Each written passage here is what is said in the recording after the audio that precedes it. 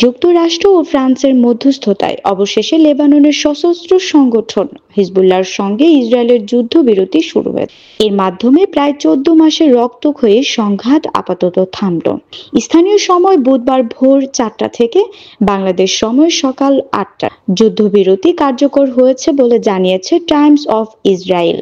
চুক্তি অনুযায়ী 60 দিনের অন্তর্বর্তী সময়সীমার মধ্যে ইসরায়েলের প্রতিরক্ষা বাহিনী আইডিএফ লেবাননের দক্ষিণাঞ্চল থেকে সেনা প্রত্যাহার করে নেবে। সেখানে লেবাননের সরকারি বাহিনী 5,000 সেনা মোতায়েন করবে। লিটানি নদীর দক্ষিণে তারা অবস্থান নেবেন। এর মধ্যে থাকছে ইসরায়েল লেবানন সীমান্তর 34টি চৌকি।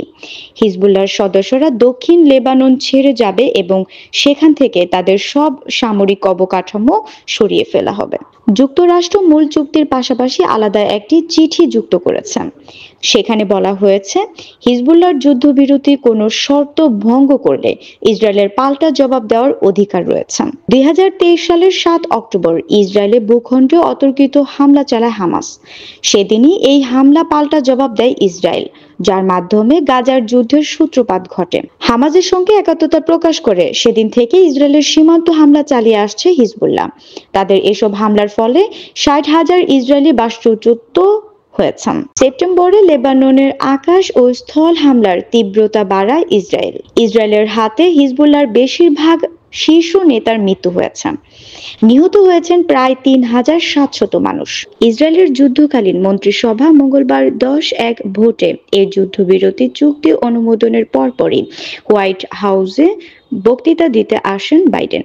তিনি বলেন, ইসরায়েলের প্রধানমন্ত্রী বেনিয়ামিন নেতানিয়াহু এবং লেবাননের তত্ত্বাবধায়ক সরকারের প্রধানমন্ত্রী নাজিম মিতারির সঙ্গে তার কথা হয়েছে। স্থানীয় সময় ভোর 4টায় যুদ্ধবিরতি শুরু করতে তারা দুজনেই সম্মত হয়েছেন।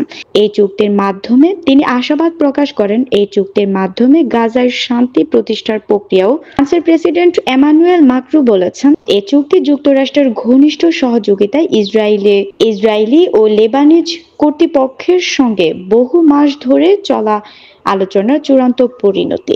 লেবাননের প্রধানমন্ত্রী মিকাতি এই চুক্তিতে স্বাগত জানিয়ে একটি বিবৃতি দিয়েছে। দেশটির পররাষ্ট্রমন্ত্রী আব্দুল্লাহ বো হাবিব বলেছে, ইসরায়েলি সেনা প্রত্যাহারের সঙ্গে সঙ্গে লেবানিজ সেনাবাহিনীর কমপক্ষে 5,000 সদস্যকে দক্ষিণ লেবাননে মোতায়েন করা হবে।